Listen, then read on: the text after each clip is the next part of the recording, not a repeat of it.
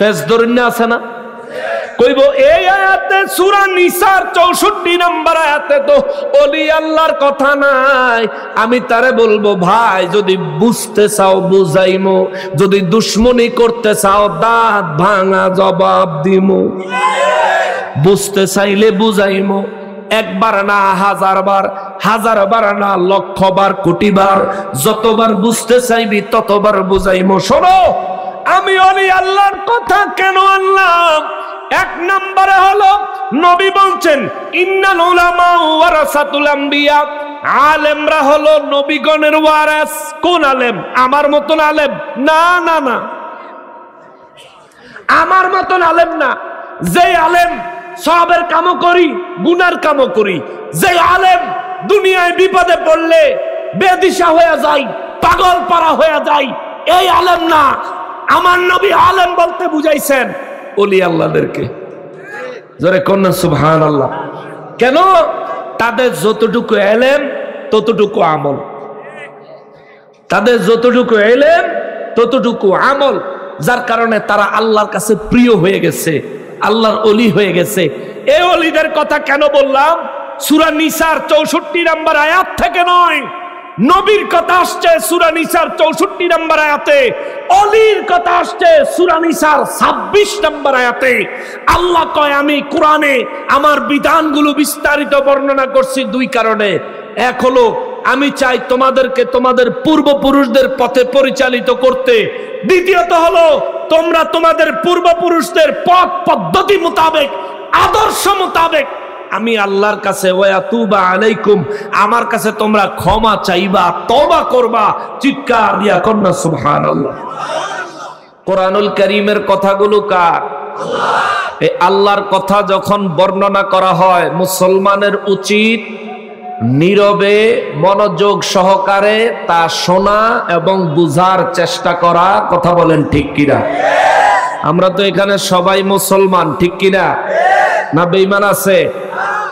যে সমস্ত নাস্তিকরা কিংবা বিধর্মীরা ইসলাম ধর্মের দিকে আঙ্গুল দিয়ে কটাক্ষ করতে চায় এই বলে যে ইসলাম নারীদেরকে কোনো অধিকার দেয় নাই, পর্দার নামে তাদের উপর নির্যাতন করেছে, 1450 বছর আগে নারীদের অধিকার সম্পর্কে আল্লাহ তাআলা দীর্ঘ এক সূরা নাজিল করে তাদেরকে জুতা আঘাত করেছে। ইসলাম নারীদেরকে যে পরিমাণে অধিকার দিয়েছে আর কোন ধর্ম নারীদেরকে পরিমাণ অধিকার দেয় নাই। বিসমিল্লাহির রহমানির রহিম। ইউরিদুল্লাহু লিয়ুবাইয়িনা লাকুম ওয়া ইয়াহদিয়াকুম সুনানাল্লাযীনা মিন ক্বাবলিকুম ওয়া ইয়াতুবা আলাইকুম ওয়াল্লাহু আলীমুন হাকীম।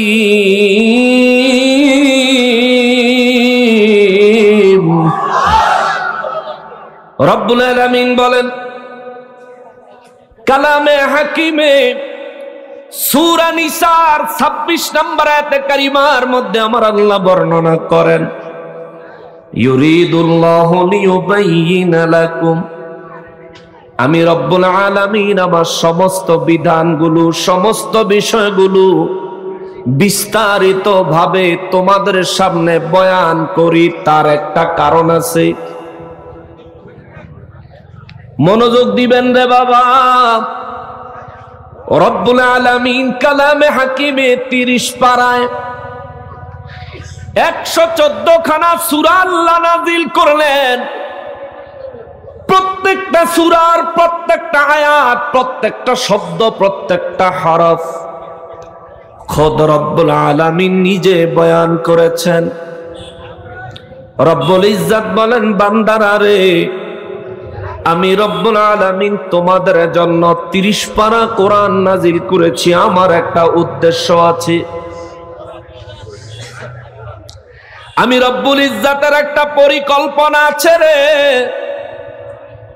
কোরআনে আমি আল্লাহ আমার প্রত্যেকটা বিষয় স্পষ্টভাবে বিস্তারিতভাবে বর্ণনা করেছি, কারণ আমি আল্লাহর একটা উদ্দেশ্য আছে। রব্বুল আলামিন আপনার উদ্দেশ্য কি? আল্লাহ আয়াতের পরের অংশে জবাব দেয়, ওয়ায়াহদিয়াকুম সুনানাল্লাযীনা মিন ক্বাবলিকুম। আমি আল্লাহ আমার কোরআনুল কারীমে প্রত্যেকটা বিধান বিস্তারিতভাবে, স্পষ্টভাবে, পরিপূর্ণ ক্লিয়ার ভাবে আমি রব্বুল ইজ্জাত তোমাদের সামনে আমার কথাগুলো তুলে ধরেছি, বয়ান করেছি। কারণ হলো আমি আল্লাহ চাই তোমাদেরকে তোমাদের পূর্বপুরুষদের সৎ পথে পরিচালিত করতে। আর জোরে বলেন সুবহানাল্লাহ। রব্বুল ইজ্জাত বলেন আমি চাই তোমাদেরকে তোমাদের পূর্বপুরুষদের পথ অনুসরণ করাইতে, পূর্বপুরুষদের আদর্শ তোমাদেরকে বুঝাইতে। আল্লাহু আকবার। রব্বুল ইজ্জাত বলেন এখানে একটু বুঝবেন। আল্লাহ বলেন আমি আমার বিস্তারিত বিষয়গুলো তোমাদের মাঝে বিস্তারিত বর্ণনা করেছি। আমার উদ্দেশ্য হলো তোমাদের পূর্বপুরুষদের আদর্শ মোতাবেক আমি যেন তোমাদেরকে হেদায়েত দিতে পারি। পূর্বপুরুষদের মধ্যে রাসূলুল্লাহ সাল্লাল্লাহু আলাইহি ওয়াসাল্লাম, পূর্বপুরুষদের মধ্যে সাহাবায়ে কেরাম, পূর্বপুরুষদের মধ্যে তাবেঈ, তাবে তাবেঈ, পূর্বপুরুষদের মধ্যে আইম্মায়ে কেরাম, মুজতাহিদিনে কেরাম, পূর্বপুরুষদের মধ্যে বর্তমান যুগে হলেন আল্লাহর ওলিরা। জোরে বলেন সুবহানাল্লাহ। আমাদের সমাজে কিছু মানুষ আছে যারা মিলাদ কিয়ামের বিরোধিতা করে, তাদের অস্ত্র হইল মুরব্বীরা ভুল করলে আমরা কি ভুল করবনি?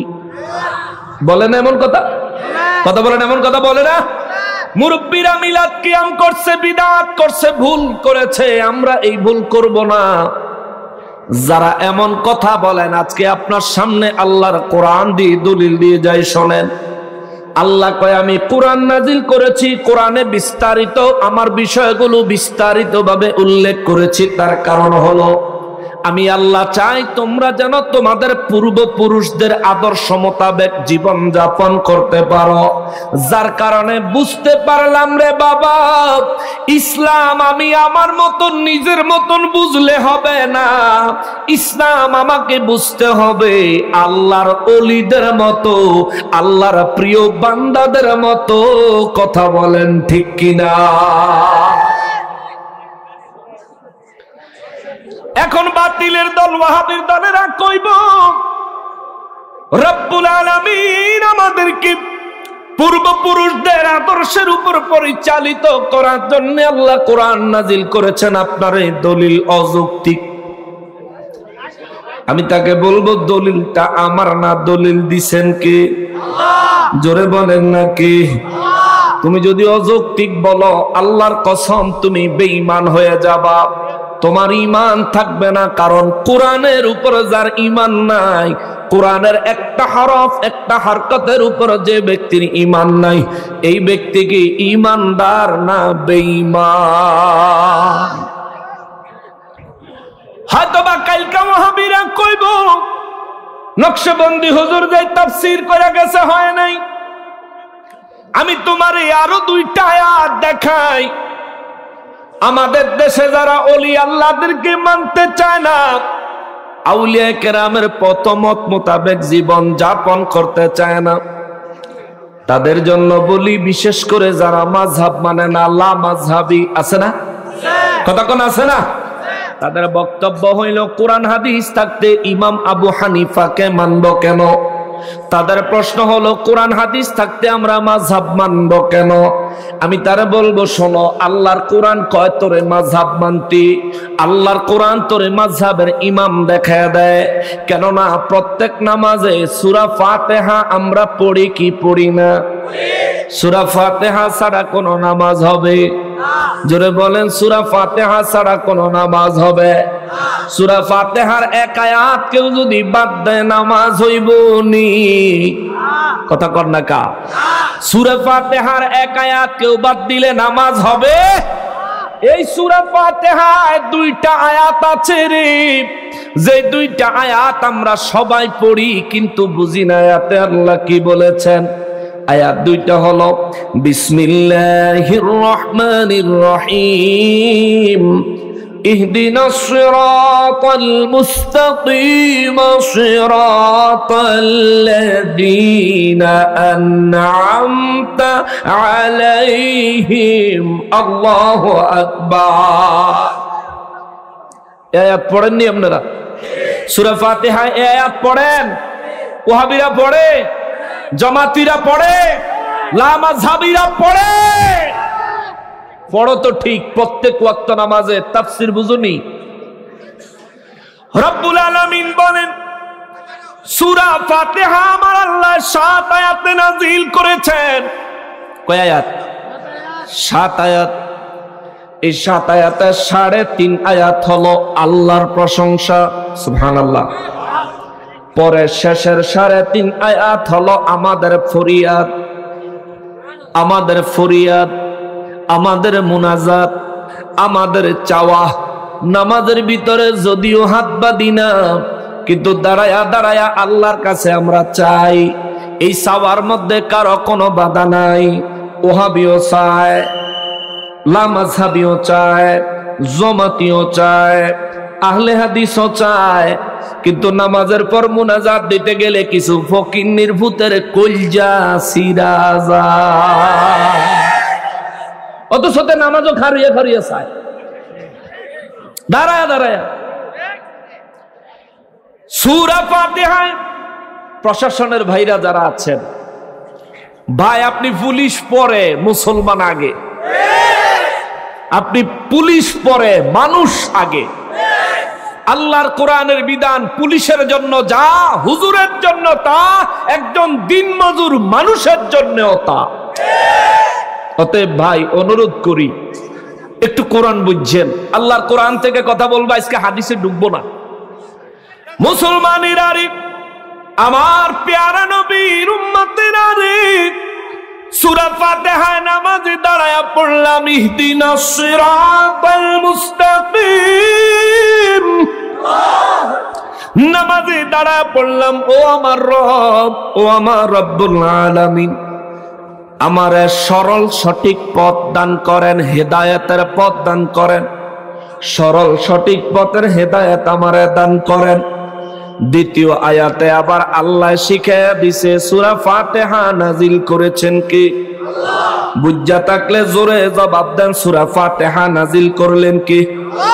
আল্লাহ শিখায়া দেয় বান্দা প্রথমে কবি আল্লাহ আমারে হেদায়েত দেন, হেদায়েতের রাস্তা দেন। দ্বিতীয়ত আল্লাহ শিখায়া দিছে বান্দারে কইবি, ও বান্দা দ্বিতীয়ত কইবি সিরাতাল্লাযীনা আন'আমতা আলাইহিম। আল্লাহু আকবার। আল্লাহ শিখায়া দেয় দ্বিতীয় নম্বর আয়াতে কবি সিরাতাল্লাযীনা, ও আল্লাহ আমারে ওই হেদায়েতের রাস্তাটা দান করেন, ওই হেদায়েতের পথে আমারে পরিচালিত করেন। সিরাতাল্লাযীনা,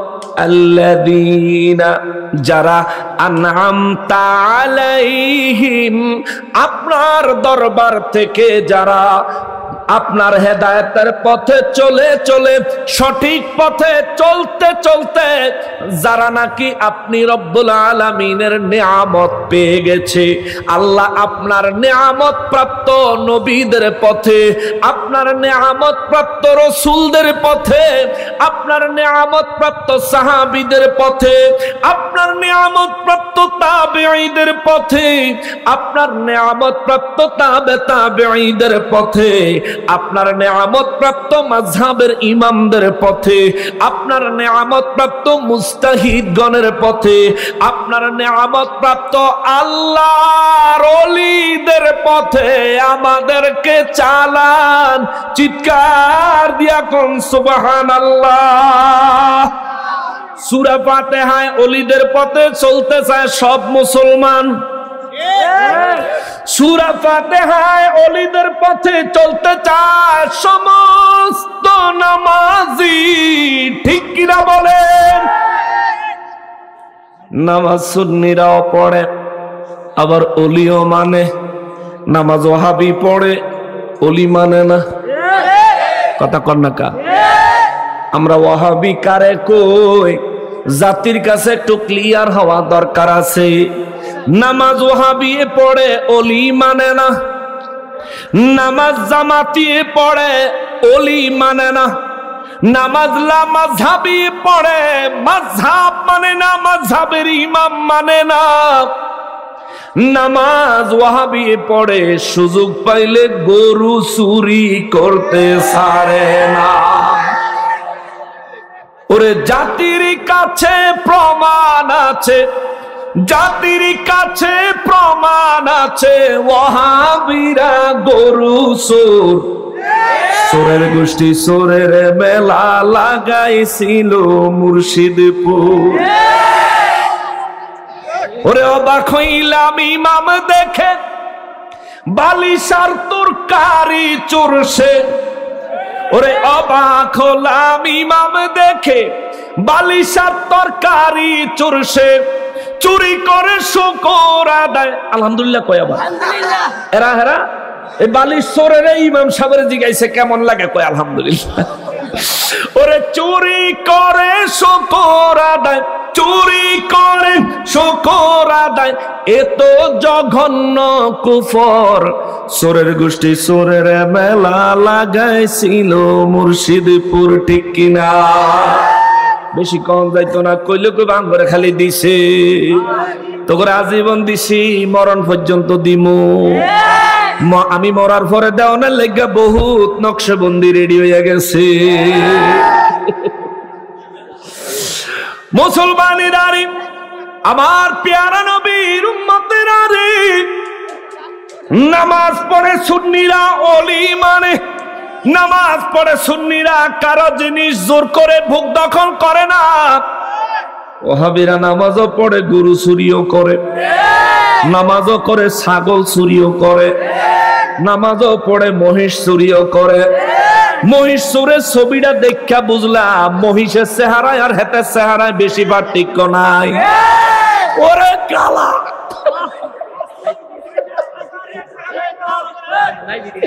হায় হায় হায় হায় হায়। মুসলমানেরা রাগ করতেছেন? উচিত কথা আমি কমু, আলা যদি মন চায় আমার গুলি করে দেন, ঠুস করে মরে যাবো, লাগলে আবার আমি আবু সাইদের মতন মরে যাবো, কিন্তু সত্য বলবই।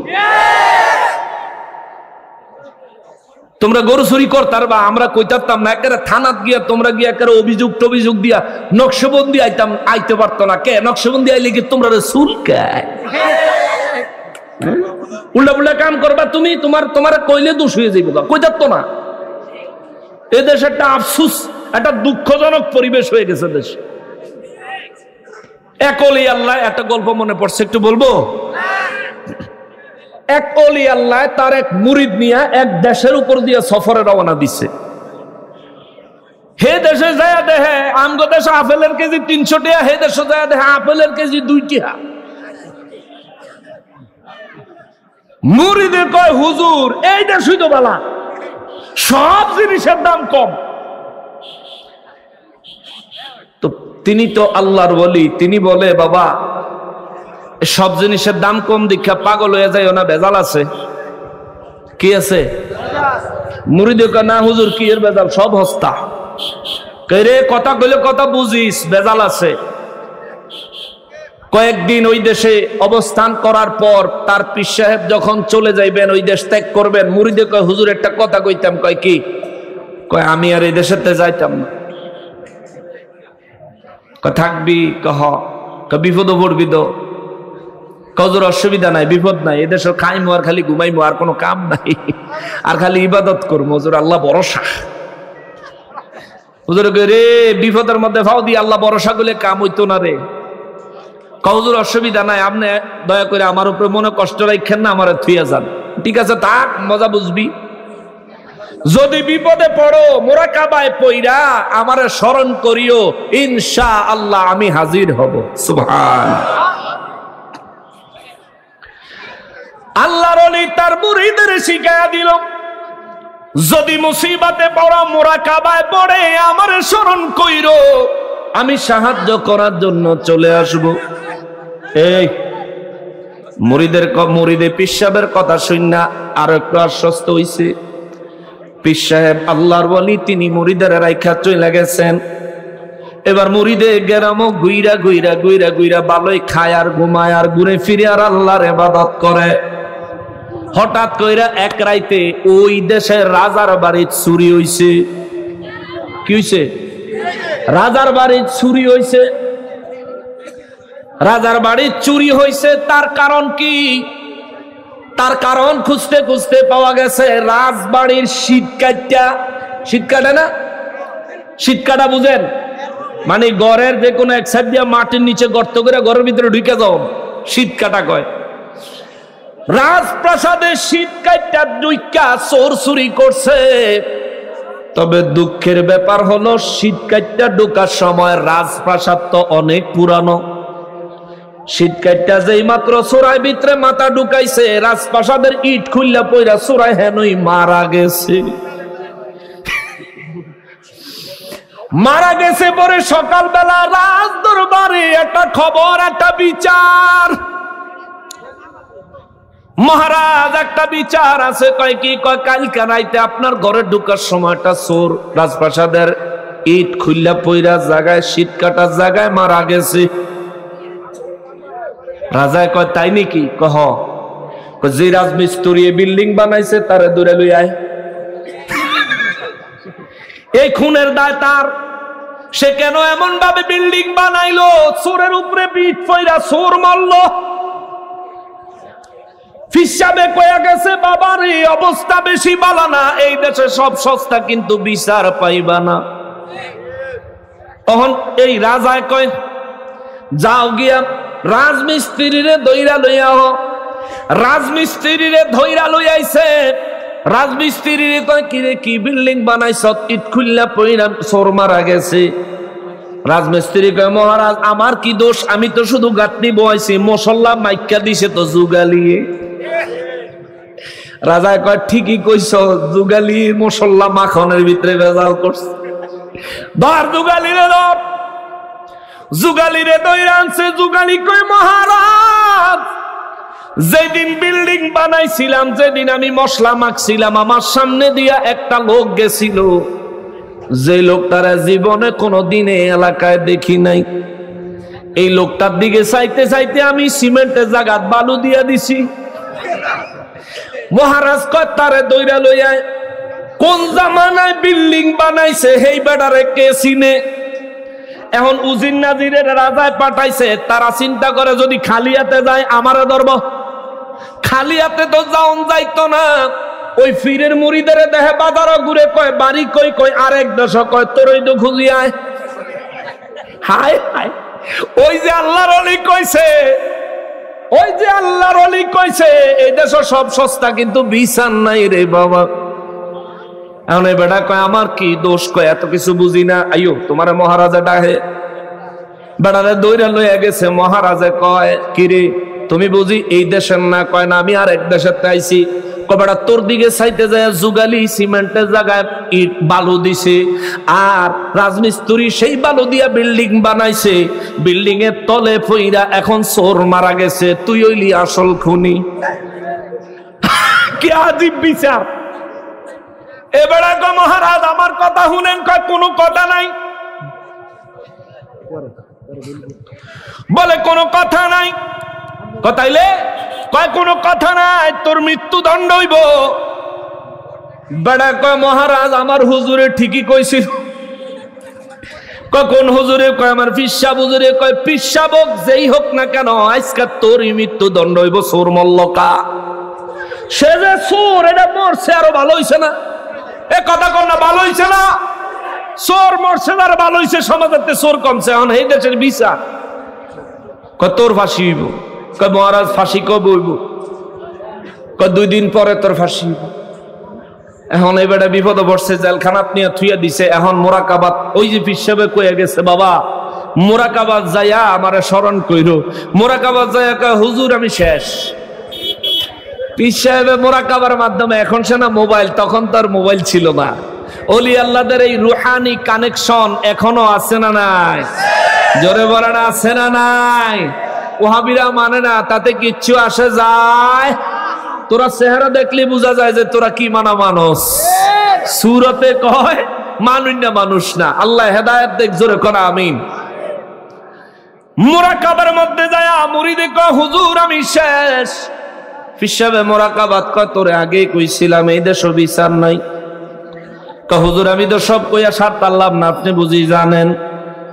পিসাবে কয় আমি সবই জানি, আল্লাহর দেওয়া ক্ষমতায় আমি সব। কয় হুজুর তাইলে এই মুহূর্তে আমার কি অবস্থা হইব? কয় চিন্তা করিস না, যেই দেশে এমন বেকল রাজা থাকে তারও একটা সাজা দেওয়ার দরকার আছে। কয় হুজুর কেমনে সাজা দেব? আমার তো 2 দিন পরে ফাঁসি দিয়া লাইব। পিসা হুজুরে কয় আল্লাহর ওলি কয় তোরে ফাঁসি দিতে পারতো না, খারা আমি আইতাছি। আল্লাহর ওলি পরের দিন আইসা হাজির মহারাজার দরবারে আইসা আল্লাহর ওলি একটা আপিল করছে, আমার একটা মুরিদ আপনার কয়েদে আছে, জেলখানায় বন্দি আছে, 2 দিন পরে বেলে তার মৃত্যুদণ্ড দিবেন। বাদশাহ কয় কারে? কয় অমুক নাম। কয় হ্যাঁ। এবার আল্লাহর ওলি জিজ্ঞেস করে তার অপরাধ কি? বাদশাহ কয় তার অপরাধ হইল তার দিকে তাকাইতে যায় যুগালি সিমেন্টের জায়গায় বালু দিছে। বালু দেওয়ার কারণে ইটের যে রাজমিস্ত্রি ছিল ওই সিমেন্ট কম হওয়ার কারণে নির্মাণের মধ্যে ভুল হইছে। ওই বিল্ডিং এর নিচে দিয়া ঘরে চোর ঢোকার সময় ওই বিল্ডিং এর ইট ছুট্টা বইরা চোর মারা গেছে। এই জন্য সমস্ত দোষের মূল হোতা হইল হেতে। এই জন্য হেতের ফাঁসি হবে, কেউ ঠেকাইতে পারবে না।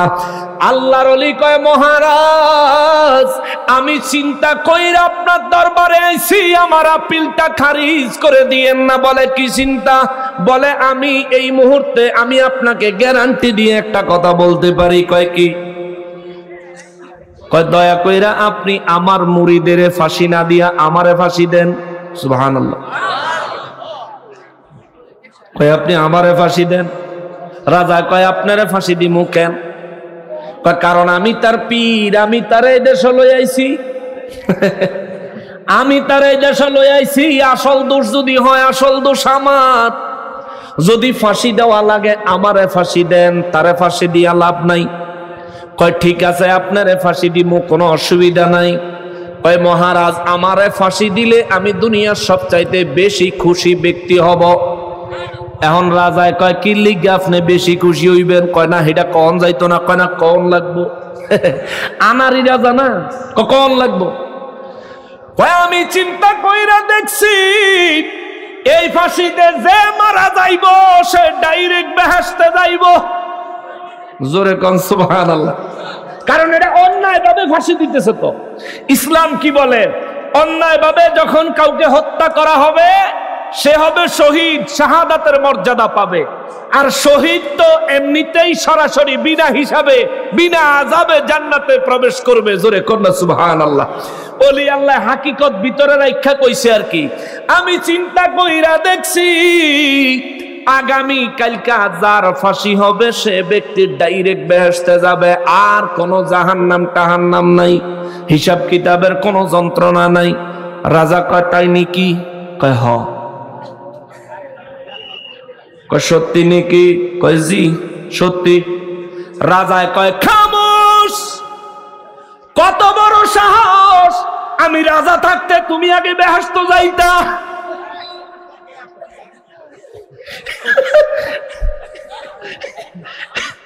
খামোশ, আমার আগে তুমি বেহেশত যাইতা, সাহস তো তোমার কম না। রাজা সাহেব অনুরোধ করি আমার ফাঁসি। রাজার কাছে চুপ, কালকা সকালে আমার ফাঁসি হবে। ওহাবীর অবস্থা হয়েছে তেমন, ঠিক কিনা বলেন? মরবি তো মরবি, নসিবে শান্তি মিলত না। তবু পূর্ব পুরুষে দেখ, কারো মুখ বেহা, কারো ঠ্যাং কাটা, কথা কর না। আমরা আর কইলাম না হেরা মরে গেছে, আল্লাহ করে যদি মাফ করে দেয় আমরা কোন অসুবিধা। আমরা দোয়া করি আল্লাহ করে মাফ করে দেন, জোরে কোন আমিন। শাহজালাল বাবার মাজারে লাঠি দিতে চাই আর ঠ্যাং কাটতে এরপরে মরছে। তোমরা এখন আল্লাহর ওলিদের মাজার শরীফ ভাঙার জন্য চিন্তা ফিকির করতেছো, মনে রাখবা আল্লাহর গজব থেকে বাঁচতে পারলাম। মান আদালি ওয়ালিয়ান ফাকাদ আযানতুহু বিল হারব। আল্লাহ বলেছেন আমার ওলিদের বিরোধিতা যে করবে সে আমার বিরোধিতা করলো, ওলিদের দুশমনি যে করলো সে আমার দুশমনি করলো। যে ওলিদের দুশমনি করবে আমি আল্লাহ নিজে তাদের বিরুদ্ধে যুদ্ধ ঘোষণা করে রাখলাম। সুবহানাল্লাহ। আল্লাহর লগে ফাললে যুদ্ধ কইরো। নমরুদে পারে নাই, পারছে নি? নমরুদে আল্লাহর সাথে যুদ্ধ করে পারছে, ফেরাউনে পারছে নি? নিজের খোদা দাবি করলো ফিরাউন। যে নীল নদের পানি তারা কথা মতো স্রোত বইতো, ওই নীল নদের পানি নিচে ডুববা মরল। আইজ মিশরের কায়রো জাদুঘরের মধ্যে বেংসি দিয়া রইছে, ঠিক না? গুগলের মধ্যে ফেসবুকের মধ্যে ছবি দেখা যায়। নমরুদে আল্লাহর সাথে মাস্তানি করলো, ল্যাংরা মশা দিয়া, হ্যাঁ নিজের পায়ে জুতা দিয়া, নিজের বেতনের কামলা দিয়া চাই। মুসলমানের আরে মহান রব্বুল ইজ্জত বলেন ইহদিনাস সিরাতাল মুস্তাকিম। আমি রব্বুল আলামিন তোমাদেরকে শিখাইয়া দিলাম, তোমরা নামাজে দাঁড়ায়া সর্বপ্রথম যেই সূরাটা পড়বা, কোরআনুল কারীমের যেই সূরাটারে মা বানাইছি, এই সূরার মধ্যে একটা আয়াত তেলাওয়াত করবা। আল্লাহ আমাদেরকে সঠিক সরল পথ দান করেন, হিদায়াতের পথ দান করেন। তবে তুমি তোমার মতো আমার কাছে হেদায়েতের পথ চাইবা না, একটা উপমা দিবা, একটা উদাহরণ দিবা। উদাহরণটা হলো সিরাতাল্লাযীনা আন'আমতা আলাইহিম। ও আল্লাহ এমন একটা হেদায়েতের পথ দেখান যেই হেদায়েতের পথে আমাদের পূর্বপুরুষরা, আল্লাহর ওলিরা, নবী রাসূলগণেরা, সিদ্দিকেরা, শহীদেরা হেদায়েতের পথ পায়া আপনার নিয়ামত প্রাপ্ত হয়ে গেছে। চিৎকার দিয়া বলেন সুবহানাল্লাহ। মুসলমান রে, বুঝে থাকলে জবাব দিবেন। আল্লাহর ওলিদের হেদায়েতের পথ কামনা করার জন্য আমাদেরকে নসিহত করলেন কি? জোরে বলেন, আরো জোরে বলেন। আপনারা কি বিরক্ত হচ্ছেন? আমি কিছুক্ষণ কোরআন শোনাই, কষ্ট হয়ে যাবে। কোরআন শোনেন, কোরআন শোনেন, কোরআনুল কারীম শোনেন। মুসলমান পীর আউলিয়াদের মুরিদান হওয়ার কারণে আমরা বড় শান্তি প্রিয়, এতটাই শান্তি প্রিয় আমাদের বাড়িঘর ভাঙে, গরু চুরি কইরা নিয়ে যায়, আমরা তাদেরকে কিছু বলি না। তবে আজকে পাটনা দারুর রহমত সিদ্দিকিয়া দরবার শরীফ থেকে আমরা একটা ঘোষণা দিয়ে যাই, খবরদার ভবিষ্যতে আর কোন আল্লাহর ওলিদের দরবারে হাত দেওয়ার চেষ্টা করলে হাত ভেঙে দেওয়া হবে, উপযুক্ত জবাব দেওয়া হবে।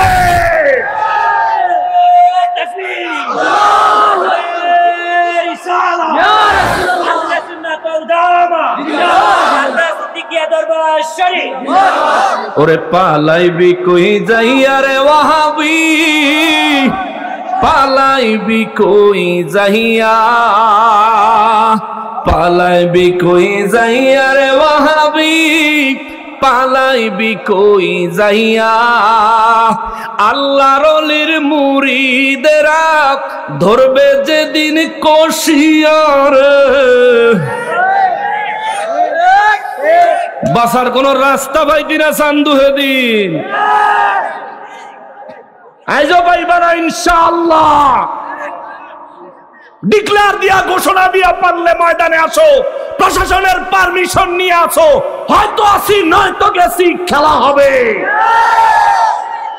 পাগলামি করো, রাত 3টা বাজে বাই ঠান্ডায় এরপরে মারামারি করো তোমরা, মানুষের গরু চুরি, ছাগল চুরি করো তোমরা।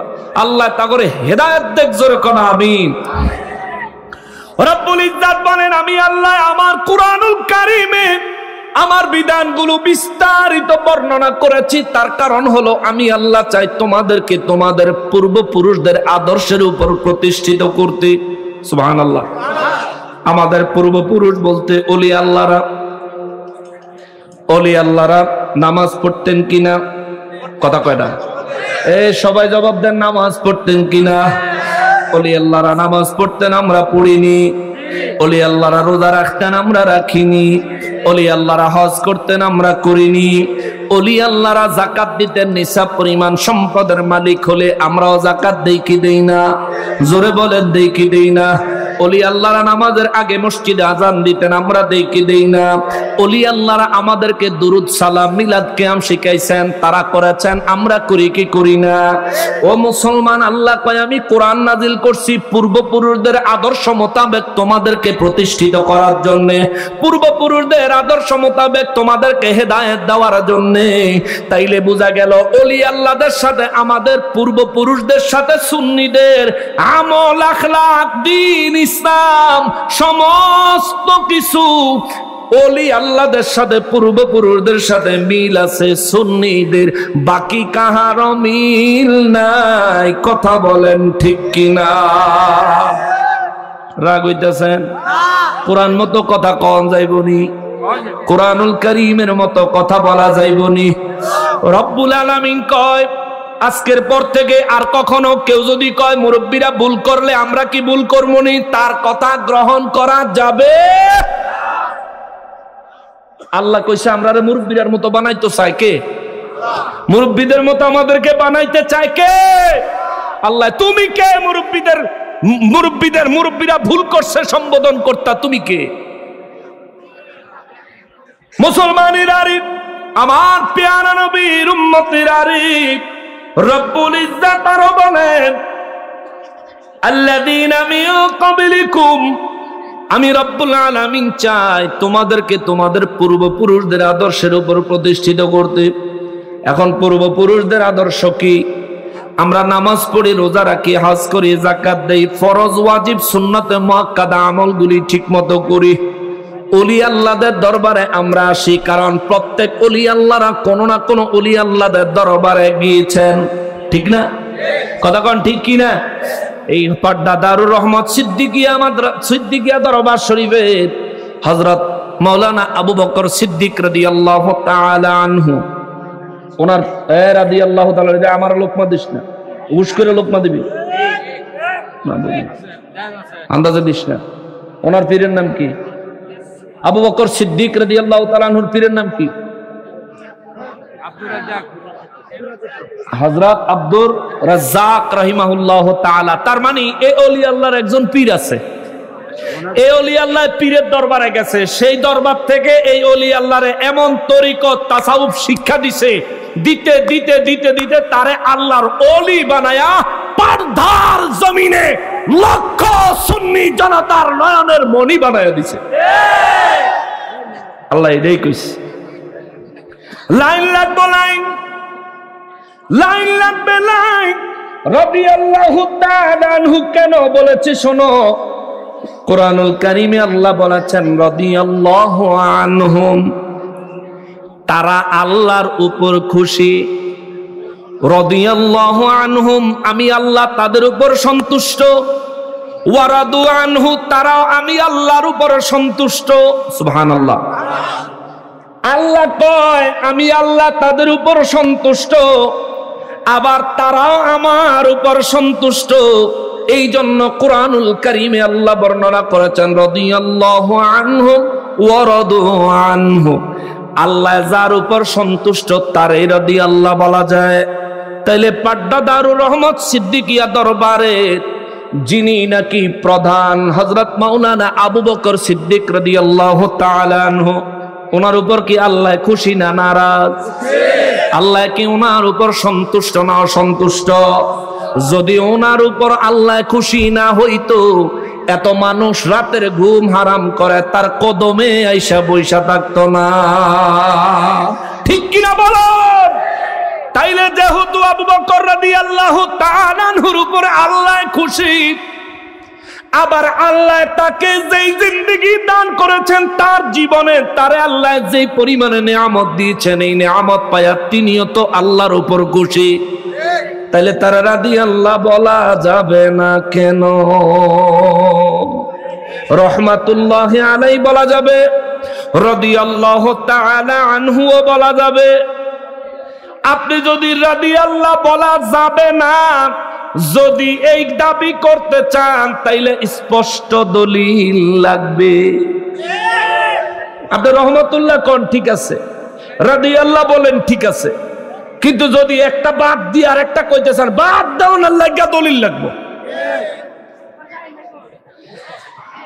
মুসলমানেরা রে, আমার প্যারা নবীর উম্মতেরা রে, আমার রব্বুল ইজ্জত সূরা নিসার 26 নম্বর আয়াতে কারিমার মধ্যে আল্লাহ বলেন, আমি আমার বিষয়গুলো বিস্তারিতভাবে কোরআনুল কারীমে বর্ণনা করেছি। আমি আল্লাহর উদ্দেশ্য আছে, উদ্দেশ্য হলো তোমাদেরকে তোমাদের পূর্বপুরুষদের পথ মতো আদর্শ মতো পরিচালনা করতে চাই।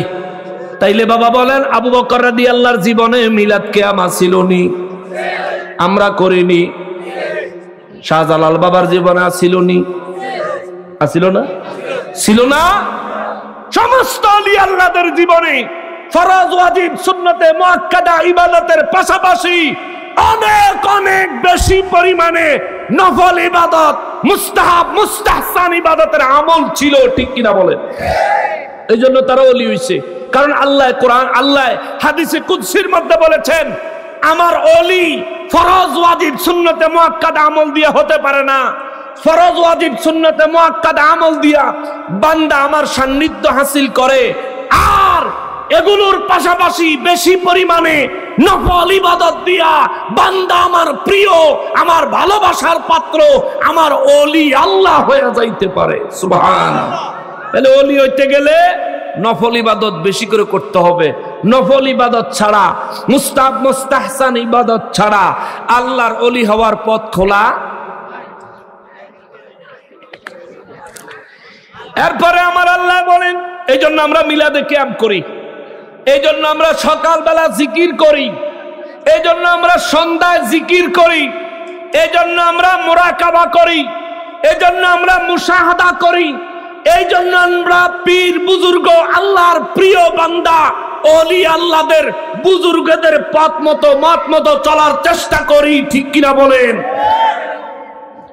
এখন আমি আল্লাহর ওলি হওয়ার জন্য চেষ্টা করতেছি, তুমিও চেষ্টা করো।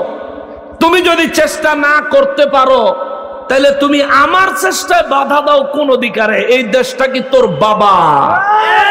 এই দেশে তোর অধিকার যতটুকু, আমার অধিকার ততটুকু, ঠিক কিনা বলেন? এই দেশ স্বাধীন দেশ, 16 কোটি হোক, 18 কোটি হোক, 20 কোটি হোক, প্রত্যেকটা মানুষের এই দেশে সমান অধিকার। এই কুরআনুল কারীম নাজিল করেছি, আমি আল্লাহর বিধানগুলি বিস্তারিতভাবে বর্ণনা করেছি। আমার দুইটা উদ্দেশ্য। প্রথম উদ্দেশ্য হলো, আমি আল্লাহ চাই তোমাদেরকে তোমাদের পূর্বপুরুষদের আদর্শ মোতাবেক পরিচালিত করতে। দ্বিতীয়ত আল্লাহ বলেন, আমি চাই তোমরা যাতে তোমাদের পূর্বপুরুষদের আদর্শ মোতাবেক ওয়ায়াতুবা, তোমরা যেন আমি আল্লাহর কাছে তওবা চাও, তওবা করো, ক্ষমা চাও, জীবনের গুনাহগুলির জন্য আমি আল্লাহর কাছে যাতে অনুতপ্ত হও। তোমরা যাতে এমন ভাবে ওয়াদা করো, মালিক জীবনে যেই গুনাহ একবার করেছি আজকে স্মরণ হইল, আল্লাহ জীবনে আর কোনোদিন ওই গুনাহ করব না।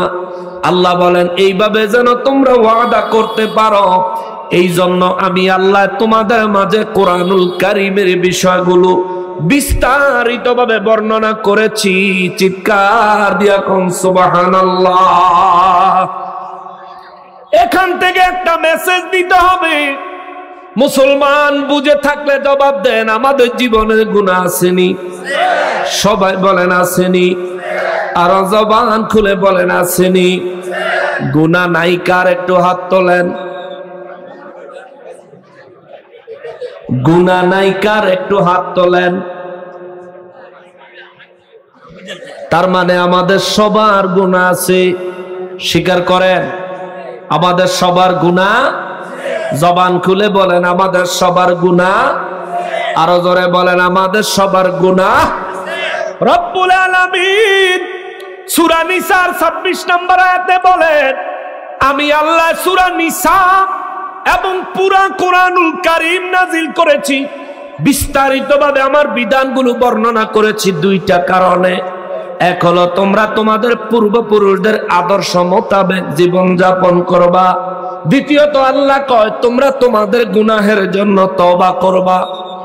সাহাবায়ে কেরাম বলেন, নবী গো, আল্লাহ আমাদের জীবনের গুনাহ ক্ষমার জন্য, তওবা করার জন্য ডাইরেক্ট নির্দেশ দিতে পারেন, কুরআনুল কারীমে বহু জায়গায় আমার আল্লাহ আমাদেরকে ডাইরেক্ট তাওবা করার জন্য নির্দেশ দিয়েছেন, কিন্তু আমার আল্লাহ এই আয়াতে কারিমায় আগে পূর্বপুরুষদের কথা বললেন। একটু পিছনে চাইতে যান না, একটু আমার রব্বুল ইজ্জত এই আয়াতে কারিমায় আগে পূর্বপুরুষ ওলি আল্লাহদের কথা বললেন, আল্লাহর প্রিয় বান্দাদের কথা বললেন, পরে আয়েশা তাওবার কথা বললেন। হুজুর কারণটা কি গো নবীজি, কারণটা কি? আমার নবী রাহমাতুল লিল আলামিন সূরা নিসার 64 নম্বর আয়াতে কারিমা তিলাওয়াত করে শোনায় দিলেন। আল্লাহ বলেন, বিসমিল্লাহির রহমানির রহিম, ওয়ালাউ আন্নাহুম ইয যালামু আনফুসাহুম জাউকা ফাস্তাগফিরুল্লাহ ওয়াস্তাগফারা লাহুমুর রাসূলা লাওয়াজাদুল্লাহ তাওয়াবার রহিমা। সুবহানাল্লাহ। সূরা নিসার 64 নম্বর আয়াতে আমার রব্বুল আলামিন বলেন, নবী গো, দুনিয়ার মানুষ যারা গুনাহগার, যারা গুনাহ করেছে, এই মানুষগুলি যদি গুনাহ করার পরে ওয়ালাউ আন্নাহুম ইযলামু আনফুসাহুম জাউকা, এই মানুষগুলো গুনাহ করার পরে যদি আপনি নবী রাহমাতুল লিল আলামিনের দরবারে তারা আসতো, সুবহানাল্লাহ, জোরে কও সুবহানাল্লাহ। গুনাহ করেছি কার দরবারে? গুনাহগার হইলাম কার দরবারে? শাস্তি দিতে পারেন কে? জোরে বলেন কে? মাফ করে দিতে পারে কে? জোরে বলেন না কে? তাহলে ক্ষমা চাইবো কার কাছে? যাইবো কার দরবারে? কিন্তু আল্লাহ কোরআনে সূরা নিসার 64 নম্বর আয়াতে কয়, নবী গো নবী, ওয়ালাউ আন্নাহুম ইযলামু আনফুসাহুম জাউকা, বিশ্বের মানুষ যদি গুনাহ করার পরে এই মানুষ যদি আপনি নবীর দরবারে আসে, আল্লাহ কয় যদি তারা আপনার দরবারে আসে, ফাস্তাগফিরুল্লাহ, আপনার দরবারে আসার পরে এই মানুষগুলি যদি আমি আল্লাহর দরবারে ইস্তেগফার করে ক্ষমা চায়, সুবহানাল্লাহ, ক্ষমা করবেন কে? কিন্তু নবীর দরবারে যাইতে দিক নির্দেশনা কোরআনুল কারীমে দেয় কে? আমাদের দেশের ওয়াহাবীরা কয় হজে গেলে নবীর দরবারে যাওয়া লাগতো না। জোরে কর না নাউজুবিল্লাহ। কি আশ্চর্যের ব্যাপার! এই ওয়াহাবীগো কথা কইলে বেলা আমগো বলে দোষ হইব। আল্লাহ কোরআনে সূরা নিসার 64 নম্বর আয়াতে কয়, গুনাহ করলে নবীর দরবারে যাও। আল্লাহু আকবার। আল্লাহ কয় গুনাহ করলে নবীর দরবারে যাও। মৌলভী কয় হজে গেলে মদিনা যাওয়া দরকার নাই। এবার সাহাবায়ে কেরামের জীবন থেকে এই বিষয়ের একটা বাস্তবতা নেই। নবীজি রাহমাতুল লিল আলামিনের একজন সাহাবী ছিলেন, মদিনা মুনাওয়ারায় বহু দূরে গ্রামে বসবাস করতেন। অনেক দূরে গ্রামে বসবাস করতেন একজন আমার নবী রাহমাতুল লিল আলামিনের একজন সাহাবী ছিলেন। আমার নবী রাহমাতুল লিল আলামিনের যখন ইন্তেকাল হলো, মোবাইলের যুগ ছিল না, আধুনিক জামানা ছিল না। নবীজির সাহাবী ওই দূরে গ্রামের থেকে নবীজির ইন্তেকাল মোবারকের খবর পায় নাই। আমার নবী রাহমাতুল লিল আলামিনের ইন্তেকাল মোবারকের কিছুদিন পরে নবীজির ওই সাহাবী ওই গ্রাম থেকে নূর নবী রাহমাতুল লিল আলামিনের দরবারে আগমন করলেন। আয়েশা দেখে আবু বকর সিদ্দিক রাদিয়াল্লাহু তাআলা আনহু মসজিদে নববী শরীফে, ওমর রাদিয়াল্লাহু তাআলা আনহু মসজিদে নববী শরীফে, উসমান যিন্নুরাইন রাদিয়াল্লাহু তাআলা আনহু মসজিদে নববী শরীফে, আলী কাররামাল্লাহু ওয়াজহাহু মসজিদে নববী শরীফে। কিন্তু আমার নবী রাহমাতুল লিল আলামিনকে দেখা যায় না। নবীর সাহাবীর কলিজায় একটা চিপ দিছে। নবীর সাহাবী ডাইকা কয়, আবু বকর, আমার দয়াল নবী রাহমাতুল লিল আলামিনের দরবারে নবীর খেদমতে হাজির হতে এসেছি। আমার নবী কোথায়, আমার একটু দেখা দাও, আমি আমার নবী রাহমাতুল লিল আলামিনের কদমে দাঁড়াবো। আবু বকর সিদ্দিক রাদিয়াল্লাহু তাআলা আনহু দুই চোখের পানি ছেড়ে দিলেন। দুই চোখের পানি ছেড়ে দিয়া আবু বকর সিদ্দিক রাদিয়াল্লাহু তাআলা আনহু বললেন, আপনি মেহেরবান, আমি এই বিষয়ে জবাব দিতে পারবো না। হযরত ওমর রাদিয়াল্লাহু তাআলা আনহুকে জিজ্ঞেস করলেন। ওমর রাদিয়াল্লাহু তাআলা আনহু শুধু কান্দে, কোনো জবাব দেয় না। উসমান রাদিয়াল্লাহু তাআলা আনহুকে জিজ্ঞেস করলেন। উসমান রাদিয়াল্লাহু তাআলা আনহু কোনো জবাব দেয় না। আলী রাদিয়াল্লাহু তাআলা আনহুকে যখন জিজ্ঞেস করলেন, আলী রাদিয়াল্লাহু তাআলা আনহু কাঁদতে কাঁদতে বললেন, সাহাবীরে, আমার এই দুই হাতে রাহমাতুল লিল আলামিনকে রওজা মোবারকে রেখেছি। সুবহানাল্লাহ। আপনাদের মনোযোগ শেষ, মনোযোগ শেষ। দেখছি খালি ঘুরে ঘুরে হেদিকে সান, আইবো আইবো আইবো, আইয়া যখন পড়ছে স্টেজেও আইবো। একটু চাটা খাই আইক নাকি? না এখনই আইতো? একটু একটু দরকার আছে না? অনেক পরিশ্রম করে অনেক দূরত্বে জার্নি করে আইছে, তো একটু চা পানি খাইয়া টাই আয়োক। ভাই আইলেই আমি শেষ, ভাইয়ের বিষা লাগলেই আমার বিষা শেষ।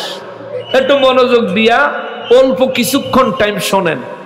আসলে যেই কয় বছরই এ দরবারে আসলাম, আপনাদের আদব মোহাব্বত অনেক অনেক বেশি পরিমাণে পাইছি, অনেক ভালো লাগে। আপনারা অনেক বড় আশিক, অনেক প্রেম ভালোবাসা নিয়ে এই দরবারের অনুষ্ঠানটায় ওরসে আপনারা আসেন। কিন্তু একটা দুঃখ আছে আমার কলিজায়। এই দরবারের মুরিদানদের বিভিন্ন জায়গায় বিভিন্ন এলাকায় যখন মাহফিল করি, তখন যেরকম কলিজা ভরে শান্তি নিয়ে কোরআন থেকে আলোচনা করতে পারি, দরবারের উরুসের দিন কেন জানি এইভাবে হয় না। ইতিপূর্বে দুই চারটা মাহফিল, একটা মাহফিল অন্তত আপনাদের দরবারে যেই মুরিদের বাড়িতে করছি তারে জিজ্ঞেস করে দেখেন, আমার আলোচনাগুলো একটু ভিন্ন রকম হয়। যেমনি ভাবে বাতিলের জন্য বাস থাকে, তেমনি ভাবে ইমানদারের জন্য রুহের খোরাক থাকে। এটা আমি চেষ্টা করি। এরপরে আমরা চেষ্টা করি রব্বুল ইজ্জাতের ভয়ে চোখের পানি ছেড়ে নবীর মহাব্বত, ওলি আল্লাহর মহাব্বত, আল্লাহর কাছে নিজের জীবনের গুনাহ ক্ষমা চায়া যাতে বিদায় নিতে পারি, নবী ওলির মহাব্বত যাতে অন্তরে পয়দা করতে পারি, এইভাবে আলোচনাটা ফুটে তোলার চেষ্টা করি। কিন্তু এখানে আসলে কেন জানি এটা হয় না, জানি না। হয়তোবা এটাও আল্লাহ পাকের এক রহমত। সম্মানিত হাজিরিন, যে কথাটা বলছিলাম একটু মনোযোগ দিবেন। কিছু কথা বাড়িতে লয়ে যান। আপনারা মাহফিলে আইসা জিকির আজকার কইরা অন্তরে প্রফুল্লতা শান্তি নিয়ে বাড়ি চলে যান। যাওয়ার পথে ওয়াহাবি ধরে একটা কথা জিগায়, কিন্তু জবাব দিতে পারেন না। কেন? কারণ ওয়াজে আইছেন, কোরআন হাদিস থেকে যেটুকু কথা হইছে একটাও মনোযোগ দিয়ে শুনেন নাই। একটা কথা যদি জীবনে একটা মাহফিল থেকে ব্রেনে গাইথা নিয়ে যাইতে পারতেন, আপনার জীবনে 50টা মাহফিল শুনলে 50টা দলিল যদি ব্রেনে নিয়ে বাড়ি যাইতে পারতেন, ওয়াহাবিকা ওয়াহাবির 14 গোষ্ঠী কবরেতে উঠাইলো আপনার লগে কুলাইতো না। কিন্তু আফসোস, আমরা আছি রং তামাশায়। প্রেম বিষে ধরছে গো যারে, ওরে কি করিব যায় তারের বিষে পরাণ যায়, প্রেম বিষে পরাণ যায় গো। খুশি হইলাম, বাড়ি চলে গেলাম, রাস্তা ওয়াবি ধরে জিগায় এটা কি? এই যে এতক্ষণ মাহফিলের ভিতরে হুন্নাইলে এটা কিতে? এইটার কোনো জবাব আমাদের কারো কাছে নাই। কিন্তু একটা জিনিস, নেক নিয়ত আর বদ নিয়ত। কেউ যদি গানের নিয়তে এটারে কয়, তার জন্য আল্লাহর ফয়সালা একরকম। কেউ যদি এই কথাটা ভালো নিয়তে জিকিরের মাঝখানে শের হিসাবে বলতে চায়, তার জন্য আল্লাহর বিধান ভিন্ন রকম। ঠিক কিনা বলেন? তার জন্য ভিন্ন রকম। এখন এই কথাটা তো আমি জানি না, আমি যে কমু, আপনি তো জানেন না, আপনি তো কইবেন। আপনারা কইয়া দিল আপনাকে হুজুররা গান গায়, আপনারা গানের হুজুর। কিন্তু কিছু করার থাকে না, জিকির করানোর হুজুর আইতেছে, আমি জিকির করি না, হুজুর না। যে কথাটা বলছিলাম রে বাবাজি, আল্লাহর ওলিদের দরবারে আসলেন, কেন আসলেন? এত কষ্ট করে রাত জেগে নিজের পকেটের পয়সা খরচ করে শীতের মধ্যে কনকনে শীত পোহায়া আল্লাহর ওলির দরবারে আসলেন। কেন আসলেন? অনেকে বলে ওলি আল্লাহদের দরবারে নিয়ত কইরা যাওন যাইতো না, নাউজুবিল্লাহ। ওই ভাইয়ের জন্য বলি, কুরআনুল কারীমে সূরা নিসার 64 নম্বর আয়াতে তাফসীর খুলবেন, শানে নুজুল খুলবেন, তাফসীরের মধ্যে গেলে পাবেন আলা হযরত আজিমুল বরকত শাহ আহমদ রাজা খান ফাজলে বেরলভী রাহমাতুল্লাহ আলাইহি, তিনি এই ওয়াকিয়া ঘটনাটা আনছেন। নবীজির একজন সাহাবী গ্রামের থেকে আমার নবী রাহমাতুল্লিল আলামিনের দরবারে এসেছেন নবীর সাথে দেখা করার জন্য। আবু বকর রাদিয়াল্লাহু জিজ্ঞেস করে, নবী কই? আবু বকর রাদিয়াল্লাহু শুধু কান্দে, কিন্তু জবাব দেয় না। ওমর রাদিয়াল্লাহু জিজ্ঞেস করে, নবী কই? ওমর রাদিয়াল্লাহু কান্না করে শুধু, কিন্তু জবাব দেয় না। ওসমান রাদিয়াল্লাহু কান্দে, জবাব দেয় না। আলী রাদিয়াল্লাহু তাআলা আনহুরে কয়, আমার নবী রাহমাতুল্লিল আলামিন কই? আলী রাদিয়াল্লাহু দুই চোখের পানি ছাড়ে আর কয়, আমি আমার এই দুই হাতে আমার নবী রাহমাতুল্লিল আলামিনকে তার রওজা মোবারকে রেখেছি। এ কথা শুনে সাহাবী বুঝা ফলাইছে, আহারে আমার নবী রাহমাতুল্লিল আলামিন ইন্তেকাল করেছেন। এই জন্যই সাহাবী দৌড়ায়া আমার নূর নবীজির রওজা মোবারকের কাছে যায়া রওজা মোবারক জড়ায়া দইরা রওজা মোবারকের মাটি নিয়া ধুলি নিয়া চেহারায় মাখে, বুকে মাখে, দুই চোখের পানি ছাড়ে আর কাঁদে, নবী গো, আল্লাহ কোরআনুল কারীমে বলেছেন আমরা গুনাহ করার পরে আপনার দরবারে যেন আসি, আমরা গুনাহ করার পরে আপনার দরবারে আইসা যেন ফাস্তাগফিরুল্লাহ, আল্লাহর কাছে আমরা যেন ক্ষমা চাই, ওয়াস্তাগফার লাহুমুর রাসূলা, আর আমরা আল্লাহর কাছে ক্ষমা চাইলে আপনি নবী যদি আল্লাহর কাছে আমাদের জন্য সুপারিশ করেন, আল্লাহ বলেছেন লাওয়াজাদুল্লাহ তাওয়াবার রহিমা। হুজুর, যে ব্যক্তি নিজের গুনাহ মাফের জন্য আপনি নবীর দরবারে আগমন করবে, যে ব্যক্তি আপনার দরবারে এসে আমি আল্লাহর দরবারে ক্ষমা চাইবে, যে ব্যক্তি আপনি নবীর দরবারে এসে আমার দরবারে ক্ষমা চাইলে ওই ব্যক্তির পক্ষে আপনি নবী যদি আমার কাছে সুপারিশ করেন, তার জীবনের গুনাহ মাফ করার জন্য আপনি নবী যদি আমার কাছে ফরিয়াদ করেন, আমি আল্লাহ ওয়াদা দিলাম লাওয়াজাদুল্লাহ তাওয়াবার রহিমা, আমি আল্লাহ তার সমস্ত জীবনের গুনাহগুলি মাফ করে দিব। সুবহানাল্লাহ, সমস্ত জীবনের গুনাহ মাফ করে দিব। নবীর সাহাবী এই কথা বলে আর কান্দে, নবীজির রওজা মোবারকের মাটি চেহারা লাগায়। আবু বকর রাদিয়াল্লাহু তাকায় রইছে, বেদাত কয় না, শিরিক কয় না, হারাম কয় নাই। ওমর রাদিয়াল্লাহু তাকায় রইছে, সবাই একত্রে কান্না করতেছে। আমার নূর নবী রাহমাতুল্লিল আলামিনের সাহাবী নবীজির রওজা মোবারক থেকে মাটি চেহারায় আর বুকে লাগায় আর কাঁদতেছে। নবীর সাহাবী ওমর রাদিয়াল্লাহু বেদাত শিরিক কয় নাই, ওসমান রাদিয়াল্লাহু বেদাত শিরিক কয় নাই। নবীজি যে ইলমের শহর, ওই ইলমের শহরের দরজা হযরতে আলী, ওই আলী রাদিয়াল্লাহু তাআলা আনহু তাকায়া রইছেন। আলী রাদিয়াল্লাহু তাআলা আনহু সেদিন কিছু বলেন নাই, সবাই তাকিয়ে আছেন। আর আমার নবীর এই সাহাবী নবীর রওজা মোবারক জড়ায়া ধরে ধরে কান্দে। চোখে মুখে বুকে নবীজি রওজা মোবারকের মাটি মোবারক মাসেহ করে। কিছুক্ষণ পরে রওজা মোবারক থেকে আমার নবী আওয়াজ দিয়া বলে, সাহাবীরে আর কান্না করা লাগবে না, আমার আল্লাহ তোর জীবনের গুনাহ মাফ করে দিছে। আল্লাহু আকবার। এখান থেকে কয়টা মাসালা লইয়া যান। আরে আপনারা কেন ডিস্টার্ব করেন? এরে বাবা পিছে যা, পিছে যা, তুমি আরো পিছে যাও, আব্বা আর একটু পিছনে যাও। হ্যাঁ হ্যাঁ হ্যাঁ, এরা অনেক কষ্ট করে আইসে, আবার মাটির বইছে। এর মধ্যে যদি হেরা যদি একটু না দেখতে পারে, কলজাটা ঠান্ডা হইতো না, এরা বুঝছো রে?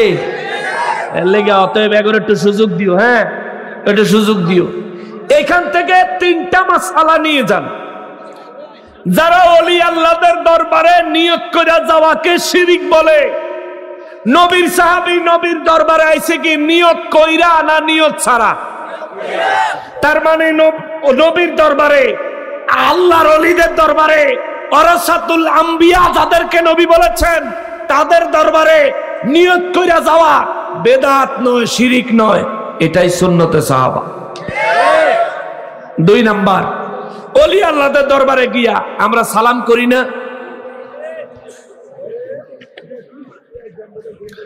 ওলি আল্লাহর দরবারে গিয়া সালাম করা, সেখানকার ধুলিবালি বরকতের জন্য চোখে মুখে বুকে মাসেহ করা, এটাও বিদআত নয়, শিরিক নয়, বরং এটা সুন্নতে সাহাবা। জোরে কন্না সুবহানাল্লাহ। এটা সুন্নত না বিদআত? এটা কি? জোরে বলেন। ওয়াহাবীরার কান পর্যন্ত পৌঁছায়া দেন, এটা কি? সুন্নাত, কোনো সন্দেহ?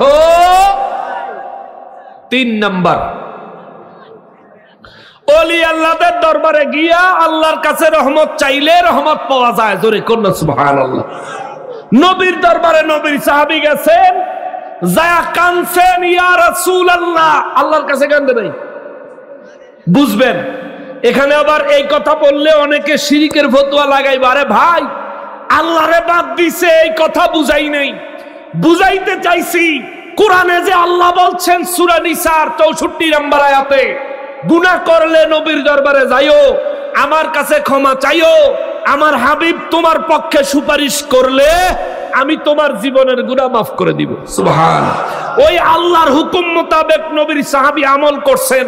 নবীর দরবারে যায় কইছে, নবী গো, ও নবী, আপনি তো ইন্তেকাল করলেন, আমার কি হবে? আমি তো গুনাহ লই আইছিলাম, হুজুর আমার গুনাহ মাফের কি হবে? এই কথা বলে নবীর সাহাবী কান্না শুরু করছেন। নবী রওজা মোবারক থেকে জবাব দিছেন, তোমার গুনাহ আল্লাহ মাফ করে দিয়েছে। সুবহানাল্লাহ। তাহলে ওলির দরবারে যায় কানলে, ওলি আল্লাহর কাছে সাহায্য চাইলে বেদাত শিরিক হবে না সুন্নাত? জোরে কর।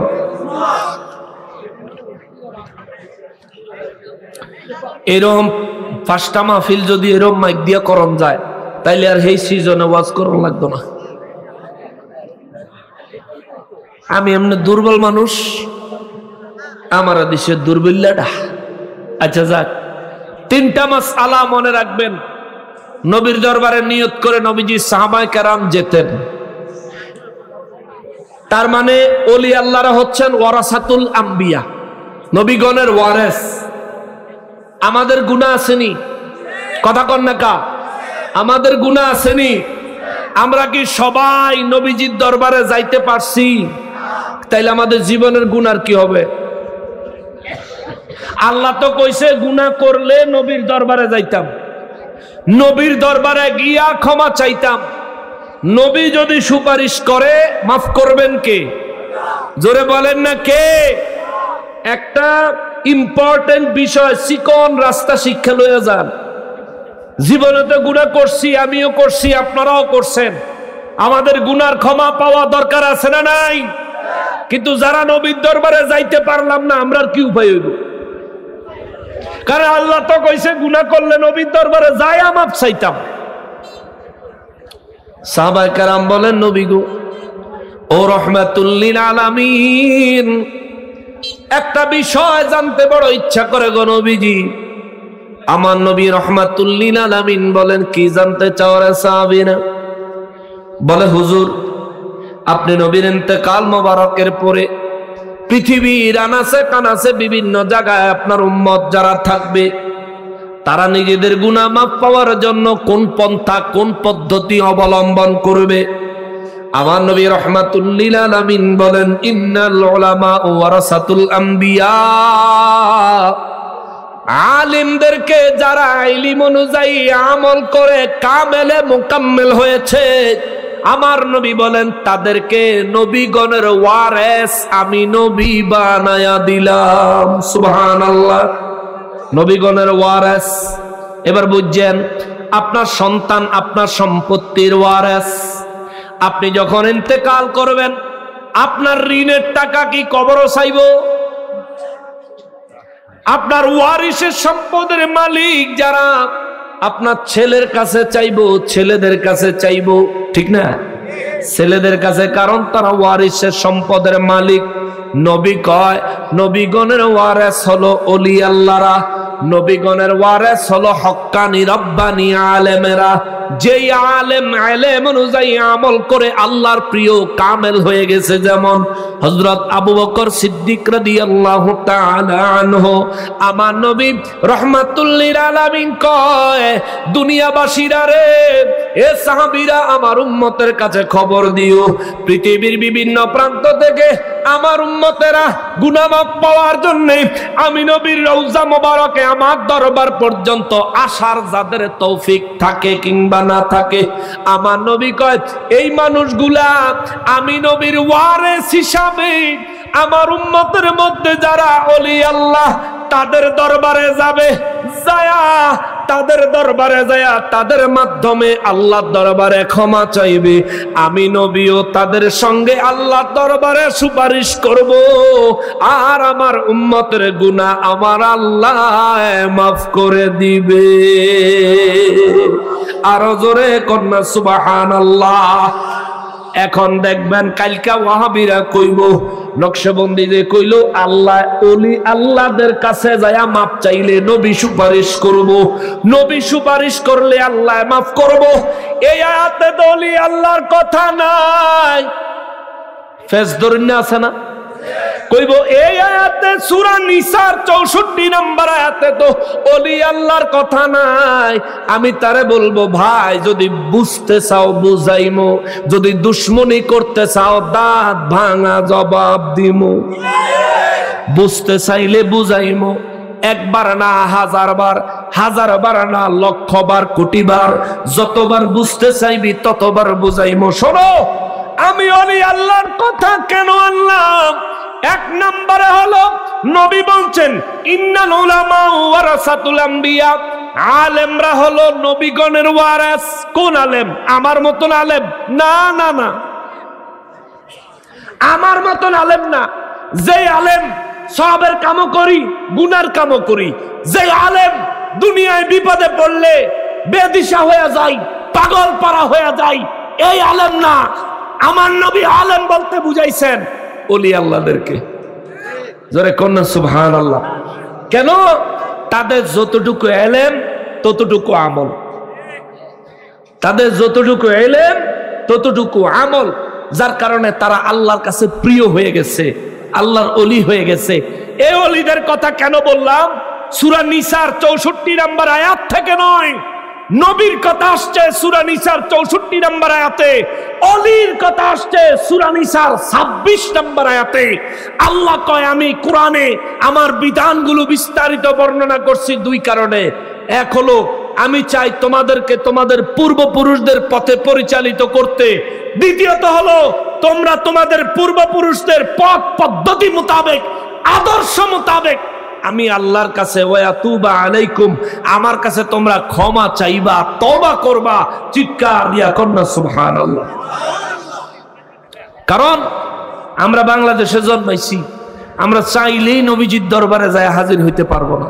এজন্য ওলি আল্লাহর আমাদেরকে একটা জিনিস শিখাইছেন, কি? মিলাদ, কিয়াম, দুরুদ, সালাম। কেন এটা শিখাইছেন? কারণটা কি? দালাইলুল খায়রাত কিতাবের 36 পৃষ্ঠায় আমার নবীর একটা হাদিস আছে। হযরতে আব্দুল্লাহ ইবনে আব্বাস রাদিয়াল্লাহু তাআলা আনহু বলেন, নবী গো, ও দয়াল নবীজি, পৃথিবীর বিভিন্ন প্রান্ত থেকে আপনার উম্মতেরা, আমাদের মুসলমান ভাইয়েরা যখন আপনার জন্য দুরুদ ও সালাম পাঠায় কিংবা পাঠাবে আপনার ইন্তেকাল মোবারকের পরে, ইয়া রাসূলুল্লাহ তাদের দুরুদ ও সালামগুলো আপনি নবীর দরবারে কিভাবে পৌঁছাবে, আপনি কিভাবে এই দুরুদ ও সালামগুলো পাবেন? আমার নবী বলেন দুই পদ্ধতিতে। জোরে কন্যা সুবহানাল্লাহ। কয় পদ্ধতি?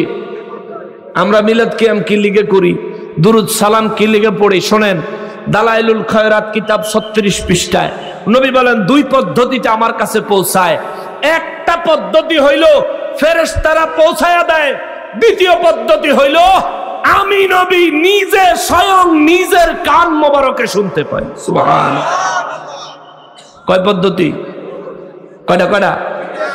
আপনি কি এক নম্বরে ফেরেশতারা পৌঁছায়া দেয়, দুই নম্বরে নবীজি নিজে শোনেন। আপনি কি এক নম্বরটা চান না দুই নম্বর? কয় নম্বরটা চান? আমি দুরুদ সালাম পড়ি যে নবীর উপরে, ওই নবী সরাসরি নিজের কান মোবারকে ডাইরেক্ট আমার জবান থেকে শুনুক। এটা আমি চাই কি চাই না? আমি চাই। আপনি কি চান? আপনি কি চান? যারা জবান বন্ধ রাখছেন, এই কথা এসেও যারা জবান বন্ধ রাখছেন, আপনি কেমনে আপনার দুরুদ সালামের আওয়াজ নবীজির কান মোবারক পর্যন্ত পৌঁছাবেন আমি জানি না। আমি সবশেষ আরেকবার জিজ্ঞেস করি, আমার নবী আমার জবান থেকে সরাসরি দুরুদ ও সালামের আওয়াজ শুনুক, এটা আমি চাই। আপনারা কি চান? মাশাআল্লাহ, দুই হাত তোলেন তো। নারায়ে তাকবীর, নারায়ে রিসালাত, নারায়ে রিসালাত। পাটধা দারুর রহমত সিদ্দিকিয়া দরবার শরীফ। হাত নামান। আল্লাহ কবুল করুক। জোরে কোন আমিন। একটা ট্রিক্স শিখিয়ে দেই, পদ্ধতি দুইটা। এক হলো ফেরেশতারা পৌঁছে দিবে, দ্বিতীয় নম্বর হলো সরাসরি নবীজি নিজের কান মোবারকে শুনবে। জোরে কন্যা সুবহানাল্লাহ। নবী বলেন যার দুরুদ ও সালামের আওয়াজ আমি নবী নিজের কান মোবারকে সরাসরি শুনবো, শুধুমাত্র তার দুরুদের আওয়াজ অডিও রেকর্ড শুনবো তা না, আমার নবী বলেন আমি তারে দেখবো, আমি তাকে চিনবো। জোরে কন্যা সুবহানাল্লাহ। এ বাবা, এ মুসলমান, বুঝে থাকলে একটু জবাব দেন। আমার মতো গুনাহগাররে নবীজির নজর মোবারকে দেখা, আমার মতো পাপীকে আমার নবীজি চিনবেন, এত বড় ভাগ্যবান, এত বড় যোগ্যতাওয়ালা আমি কি হইতে পারছি? বলেন, আপনি কি হইতে পারছেন? কিন্তু নবী বলেন আমি নিজে তার দুরূদ শরীফের আওয়াজ আমার কানে শুনবো, আমি তাকে দেখবো, তাকে চিনবো। জোরে কন্যা সুবহানাল্লাহ। এবার দেখেন এই পদ্ধতির উপায় কি। নবী বলেন এক নম্বরে, সারা পৃথিবীতে আমার উম্মতেরা যখন আমি নবীর উপর দুরূদ ও সালাম পড়ে, এটা দুইটা কাইফিয়তে পড়ে। প্রথম একটা কাইফিয়ত হলো আমার উম্মত আমার উপর দুরূদ শরীফ পড়ে কিন্তু মোহাব্বত বুঝে না। যেমন আমরা এখানে বয়ানের শুরুতে দুরূদ শরীফ পড়ছি, এই দুরূদ শরীফ কিছু মানুষ মোহাব্বত বুঝে নবীর প্রেমে পড়ছেন, আর কিছু মানুষ চিন্তা করছেন সবাই পড়তেছে আমিও পড়ি, অর্থাৎ আপনি মোহাব্বত বুঝেন নাই। নবী বলেন যে ব্যক্তি মোহাব্বত না বুঝে আমি নবীর উপর দুরূদ ও সালাম পড়ে, ওই ব্যক্তির দুরূদ ও সালাম ফেরেশতারা আমি নবীর দরবারে পৌঁছে দেয়। জোরে কোন সুবহানাল্লাহ। আর যে ব্যক্তি আমি নবীর প্রেম মোহাব্বত নিয়া আমি নবীর উপর দুরূদ ও সালাম পড়ে, আমার নবী বলেন আমার ওই উম্মতকে আমি দেখি, আমি তাকে চিনি, তার দুরূদ ও সালামের আওয়াজ সরাসরি আমি নবী আমার নিজের কান মোবারকে শুনতে পাই। সুবহানাল্লাহ। নবীজি রাহমাতুল লিল আলামিন বলেন আমি নবীর মোহাব্বত সহ পড়নেওয়ালা দুরূদ পড়া উম্মতের দুরূদ গুলি আমি নবী রাহমাতুল লিল আলামিন আমার কাছে জমা করে রাখি। সুবহানাল্লাহ। জমা করে রাখি।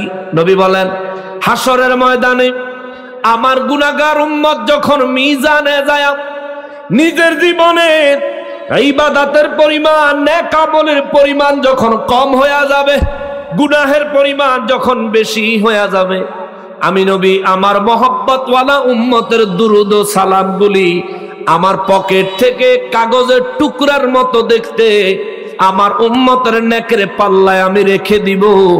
আর আমার উম্মতের নেকের পাল্লা সারা জীবনের গুনার চাইতেও বেশি ভারী হয়ে যাবে। সুবহানাল্লাহ। এই হাদিসটা আনলাম কারণ আছে। আল্লাহ বলছে গুনাহ করলে নবীর দরবারে যাও।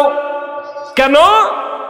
নবীজির যেন তোমার প্রতি মনোযোগ আসে, তোমার প্রতি নবীজি রাহমাতুল লিল আলামিনের যেন মনোযোগ আসে। এই জন্য ওলি আল্লাহরা আমাদেরকে শিখাইলেন, আমরা যে কোনো দোয়া অনুষ্ঠান করার আগে মিলাদ পড়ি কি পড়ি না? কথা কন না, কথা কয় না রে? দুরূদ শরীফ পড়ি না? মহব্বতে না, মহব্বত ছাড়া আমরা মহব্বত সহ নবীর দুরূদ শরীফ পড়ি, নবীরে সালাম দেই মহব্বত সহ। নবী হাদিসে মোবারকে বলেন, মহব্বত সহ যারা দুরূদ শরীফ পড়ে, মহব্বত সহকারে যারা আমি নবীকে সালাম দেয়, আমি নবী তাদেরকে চিনি, তাদেরকে দেখি, তাদের দুরূদ ও সালামের আওয়াজ আমি নিজের কান মোবারকে শুনতে পাই। যেহেতু আমি মহব্বত সহকারে দুরূদ পড়লে আমার নবী আমার দুরূদ শরীফ নিজের কান মোবারকে শোনেন এবং আমাকে সরাসরি দেখেন। এই জন্যই তো আমি নবীকে সালাম দেওয়ার সময় দাঁড়ায়া যাই, ঠিক কিনা? আমি দাঁড়ায়া যাই কারণ আমার নবী আমাকে দেখতেছেন। এটা আমার আকীদা, এটা আমার বিশ্বাস। দলিল দালাইলুল খায়রাত কিতাব 36 পৃষ্ঠা। এবার আসেন, নবীর দরবারে গুনাহ মাফের জন্য গেলে নবীজির মনোযোগ আকর্ষণ হবে। নবীজি উম্মতের পক্ষে আল্লাহর দরবারে সুপারিশ করবে। এই জন্য আমার আল্লাহ বললেন আমাদেরকে নবীর দরবারে যাওয়ার জন্য। কিন্তু বাবারে, ও বাবা, এই জন্য সমস্ত আল্লাহর ওলিরা, পীর মাশায়েখেরা যে কোনো মজলিসে দোয়া করার আগে নবী রাহমাতুল লিল আলামিনের শানে দুরূদ ও সালাম পড়ার শিক্ষা দিলেন মুরিদানদেরকে, আশিকদেরকে, জাকিরদেরকে। আমার নবী রাহমাতুল লিল আলামিনের উম্মত আল্লাহর ওলিরা শিখাইলেন, সর্বপ্রথম নবীর মহব্বতে দুরূদ পড়ো।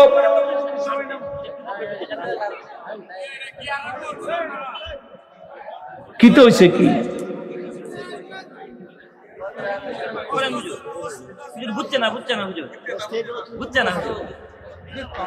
আমার তো সমস্যা নাই, হেরারও সমস্যা নাই, আপনি টানতেছেন কে রে? থাক, এমনি তো পয়লা 93 হইছে, কারো অভিযোগ নাই। আর থাক না, আচ্ছা থাক থাক না। ভাবছে যে তারারে আরো সুবিধা করে দিব, অনেক বেশি সুবিধা যে বড় অসুবিধা, সেটা বুঝছে না। বেশি সুবিধা করতে গেলে কিন্তু বড় অসুবিধা হয়ে যায়। তাই সে পাইতেছে স্টেজে নারে তাকবীর, হুজুরের আগমন, হুজুরের আগমন, নারে তাকবীর, নারে রিসালাত, হুজুরের আগমন, শুভেচ্ছা কেন ওয়াজ করে শান্তি নাই। হুজুরের আগমন, শুভেচ্ছা স্বাগতম, প্রধান অতিথির আগমন, প্রধান অতিথির আগমন, নারে তাকবীর, নারে রিসালাত। আলহামদুলিল্লাহ। সম্মানিত উপস্থিতি, আপনারা একটু ধৈর্য সহকারে বসুন। আমাদের নকশবন্দি হুজুরের ফিনিশিংটা হুজুরের দিতে দেন। হ্যাঁ, 1 মিনিট বল, আপনারা বললেন স্টেজে যারা আছেন আল্লাহর রাস্তায় বলেন 1 মিনিট, এরপরে সবাই মিলে খাড়া এলেন। 1 মিনিট বসেন, সিট ডাউন প্লিজ। বসেন বসেন কইলে তো আবার সমস্যা। বল, এই আমরা একটু বই এলাম। এবার ফিনিশিং এ আসি। কথা হলো নারায়ে তাকবীর।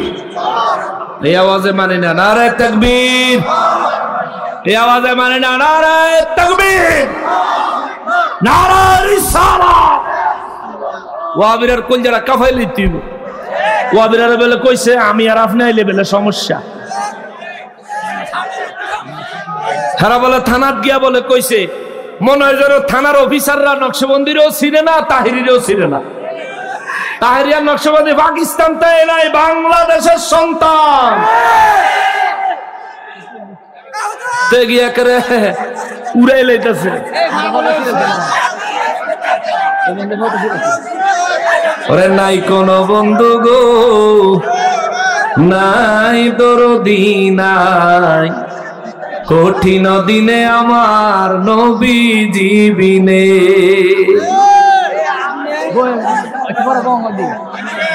ওরে ইয়া নফসি গো,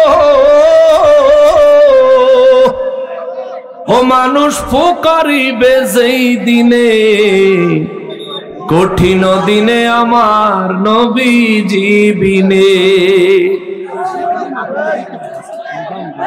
একটা মিনিট,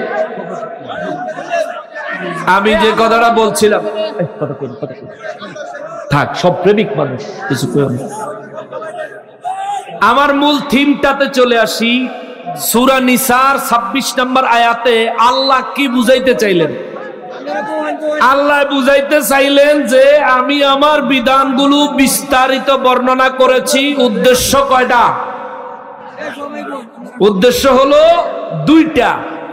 প্রথম উদ্দেশ্য হলো তোমরা তোমাদের পূর্বপুরুষদের আদর্শ মোতাবেক হেদায়েতের পথ ধারণ করবে। দ্বিতীয় নম্বরের উদ্দেশ্য হলো তোমরা আমি আল্লাহর দরবারে তওবা করবে।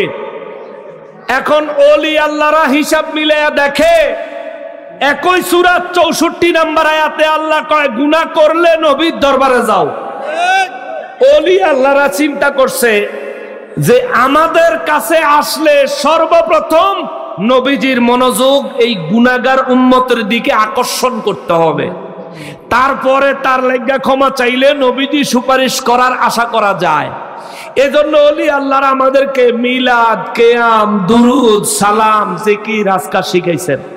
আমরা যখন নবীর মহব্বত সহকারে নবীজিরে সালাম দেই, নবীজির উপর দুরুদ শরীফ পড়ি, দালাইলুল খায়রাত কিতাব 36 পৃষ্ঠায় নবী বলছেন মহব্বত ওয়ালার দুরুদ ও সালাম আমি নিজে শুনি, তারে দেখি, তারে চিনি। সুবহানাল্লাহ। এজন্য ওলিরা শিখাইছেন আমরা মহব্বত সহকারে দুরুদ সালাম পড়লে নবীজির মনোযোগ আকর্ষণ হয়। এরপরে আল্লাহর কাছে আমরা যখন ক্ষমা চাই, নবীজি স্পেশালি উম্মতের পক্ষে আল্লাহর দরবারে ক্ষমা চায়। এই জন্য সূরা নিসার 64 নম্বর আয়াতে নবীর দরবারে যাওয়ার কথা আল্লাহ বলছেন। আর 26 নম্বর আয়াতের শেষের অংশে আল্লাহ কয় ওলিদের আদর্শ মোতাবেক তোমরা নিজেদের জীবনের গুনাহগুলো তওবা করলে আল্লাহ কয় আমি তোমাদের জিন্দেগীর তামাম গুনাহগুলো মাফ করে দিব। সুবহানাল্লাহ। অতএব গুনাহ মাফ পাওয়ার জন্য ওলি আল্লাহদের পদ্ধতি আল্লাহ পাকের দেওয়া বিধান মোতাবেক অবলম্বন করতে হবে। তবে সব শেষে এই সম্মেলন থেকে আপনাদেরকে একটা কথা বলে যাই, আমরা সুন্নি মুসলমান, আমরা কি শান্তি প্রিয় না অশান্তি? আমরা কি শান্তি না অশান্তি? শান্তি। আমরা কি জঙ্গি? বলেন জঙ্গি? এই পর্যন্ত আমরা কখনোই জঙ্গি হামলার সঙ্গে, রাষ্ট্রবিরোধী কোন কাজের সঙ্গে, রাষ্ট্রের ক্ষতি করার মতো, রাজধানীতে গাছ কাটা, কোরআনের দোকানে আগুন দেওয়া, ওলি আল্লাহদের দরবারে হামলা করা, সাধারণ মানুষের উপর রাত বিরাতে হামলা করা, আলেমদের গাড়ি ভাঙচুর করার মতো জঘন্য অপরাধ সুন্নিরা কোনোদিন করে নাই।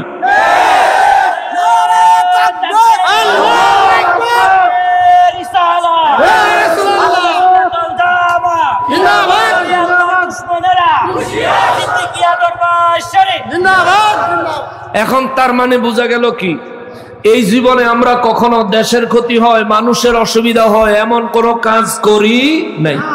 এখন আমরা হইলাম শান্তিপ্রিয়। এই শান্তিপ্রিয় মানে কি আমরা ফুতাই গেছি? কথা কর না, ফুতাই গেছি। ওরা আমাদেরকে হামলা করার হুমকি দেয়, ওরা প্রশাসনের কাছে অন্যায়ভাবে আমাদের বিরুদ্ধে মিথ্যাচার করে, মিথ্যা অভিযোগ করে। এরা সব সময় মিথ্যাবাদী। নবীজি হাদিসে মোবারকে বলেছেন, সবচাইতে জঘন্য অপরাধ হলো আল্লাহর সাথে শিরিক করা। দ্বিতীয় নম্বর সবচেয়ে জঘন্য অপরাধ হলো মা বাবার খেদমত না করা। 3 নম্বরে সবচেয়ে জঘন্য অপরাধ হলো মিথ্যা কথা বলা, মিথ্যা সাক্ষী দেওয়া। এটা আমার নবীর কথা। তাইলে যারা আমার বিরুদ্ধে, গিয়াসউদ্দিন আর তাহেরি ভাইয়ের বিরুদ্ধে যারা থানায় গিয়া লিখিতভাবে মিথ্যাচার করলো, আল্লাহ দেখে নাই? কথা কোন আল্লাহ দেখে নাই? বিচার হইতো না? হইব, হইব, হইব। মনে রাখবা, ওয়ামা কারু ওয়ামা কারাল্লাহ ওয়াল্লাহু খায়রুল মাকিরিন। যতই ষড়যন্ত্র তোমরা করো না কেন, আল্লাহর পরিকল্পনার চাইতে শ্রেষ্ঠ কোন পরিকল্পনা হতে পারে? আল্লাহ ধরে, আল্লাহ ছাড় দেয়, কিন্তু ছাইরা দেয় না। আল্লাহ যেদিন ধরব, ইন্না আযাবি লাশাদীদ, একদিনে খেলা ফাইনাল। সম্মানিত হাজিরিন, আপনাদেরকে একটা কথা বলতে চাই, আমরা সুন্নি তার মানে দুর্বল হয়েন না, কারো হুমকি দমকিতে ভয় পায়েন না।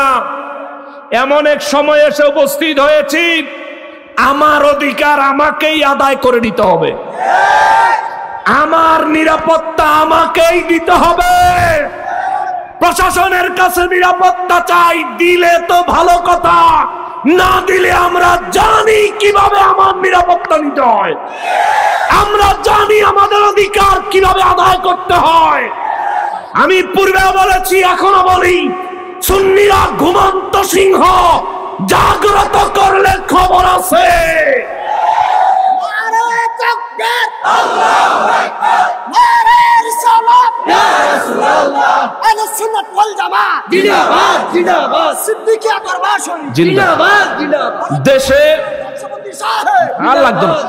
দেশে কোন জায়গায় যদি আল্লাহর ওলির কোন দরবারে হামলা হয়েছে কিংবা হবে, এমন কোন পরিস্থিতি যদি দেখেন, জীবন দিতে প্রস্তুত আছেন? বলেন, জীবন দিতে প্রস্তুত আছেন? যেখানে আল্লাহর ওলির দরবারে হামলা হবে, যে হামলা করবে তার 12টা বাজায় দিতে হবে, যে হামলা করবে তার হাত পা ভেঙে গুড়িয়ে দিতে হবে, যে আল্লাহর ওলির দরবারে হাত দিবে তার হাত ভেঙে জায়গা মতো ঢুকিয়ে দিতে হবে। পারবেন? পারবেন? ওলি আল্লাহদের মুরিদ মানি এই না যারা অত্যাচার করে যাইব আর আমরা সহ্য করে যাব, এটা না। ওলি আল্লাহর মুরিদ, ওলি আল্লাহর পীর আউলিয়া কেরামের অনুসারীর মানে হচ্ছে জিহাদের সময় জান দিয়া জিহাদ করব, ভালোবাসার সময় কলিজা কাইটা খাওয়াবো। এমন হইতেইব, এমন হইতেইব। সাহস কত বড় রোহিঙ্গার ঘরে রোহিঙ্গা গো, কত বড় সাহস! এদেশে ইসলাম আনলো শাহজালাল বাবায়, শাহপরান বাবায়, শাহপরান বাবার দরবারে হামলা করার পর এখনো তারা আস্ত আছে। আমরা প্রশাসনের উপর এখনো আস্থা রাখি বিদায়, যেদিন আস্থা হারাবো সেদিন একটার অস্তিত্ব থাকবে না।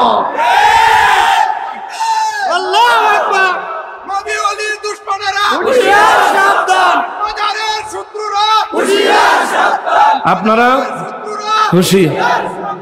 আমি যদি মইরা যাই, আমার যদি পুলিশে গ্রেফতার করে নিয়ে যায়, কিংবা ক্রস ফায়ারে যদি মেরে লায়, কিংবা কোনো ওয়াহাবি রাস্তায় হামলা করে আমারে যদি শেষ করে দেয়, ওলি আল্লাহদের দরবারগুলো নিরাপত্তা দেওয়ার জন্য আপনারা কি জান বাজি রাখতে পারবেন? আসলে পারবেন? আমি যদি বাচ্চা থাকি, নাকের আগায় যদি শুধু নিঃশ্বাস থাকে, যদি আহত হয়ে হুইল চেয়ারে বসে থাকি, আল্লাহর কসম করে বলি, ওলি আল্লাহদের দরবারের জন্য, হক প্রতিষ্ঠার জন্য হুইল চেয়ারে করে হলেও আমি প্রত্যেকটা সমাবেশে হাজির হব। আপনি কি পারবেন? হাজির হতে পারবেন? এই দেশের ওয়াহাবিদেরকে নারায়ে রিসালাতের স্লোগান দিলেই তো ওরা বইলা জায়গা, এর মধ্যে তারা এত বড় সাহস পায় কোত্থেকে? এত বড় সাহস পায় কোত্থেকে? প্রশাসনের ভাইদেরকে বলি, এ হাসানুর রহমান হুসাইন নকশবন্দির ইতিহাস খুঁজবেন, ইন্টেলিজেন্টের মাধ্যমে আমাদের বিষয়ে গোয়েন্দা রিপোর্ট দিবেন। আমরা কখনোই উগ্র না, আমরা দেশের ক্ষতি করি না, আমরা মানুষের ক্ষতি করি না, ঠিক কিনা বলেন? আমরা কোরআন সুন্নাহ মতো ওলি আল্লাহদের দেখানো পথ পদ্ধতি মোতাবেক মানুষদেরকে তাসাউফের পথে ডাকি, মানুষদেরকে নবীর প্রেমের পথে ডাকি, মানুষদেরকে শান্তির দিকে ডাকি, ঠিক কিনা বলেন? এটা যদি কারো অশান্তির কারণ হয়, প্রশাসনের ভাইদের কাছে আমরা একটা বিষয় রাখতে চাই, এদেরকে ভুলে যাইয়েন না, হলি অর্টিজানের হামলা এরাই করছে, রাজধানীতে গাছগুলো এরাই কাটছে, কোরআন শরীফের দোকানে এরাই আগুন দিছে, কয়দিন আগে মুর্শিদপুরে জুমা মসজিদ আগুন দিয়ে জ্বালাই দিছে। জুমা মসজিদ, 5 ওয়াক্ত নামাজ হয় জুমা মসজিদ, ফকিন্নির ভোলারা কয় হেন বলে শিরিক বিদআত হয়, অথচ পুরা দরবারের ভিতরে মাজার তো দূরে থাক, একটা সাধারণ মানুষের কবরও নাই। আমি নিজে সেখানে গেছি, মাজার তো দূরে থাক, একটা সাধারণ মানুষের কবরও সেখানে নাই। ওলি আল্লাহর দরবারে হামলা করলো, হারা শিরিক বিদআত উৎখাত করে কেমনে? ইমাম সাহেব তালতলা মসজিদের ইমাম হাবিবুল্লাহ বালিশ আর তরকারি চুরি কইরা শিরিক বিদআত উৎখাত করে। শিরিক বিদআত উৎখাতের মানে হইল তরকারি চোর, শিরিক বিদআত উৎখাতকারীদের মানে হইল বালিশ চোর, শিরিক বিদআত উৎখাতকারীর মানে হইল ছাগল চোর, গরু চোর, মহিষ চোর।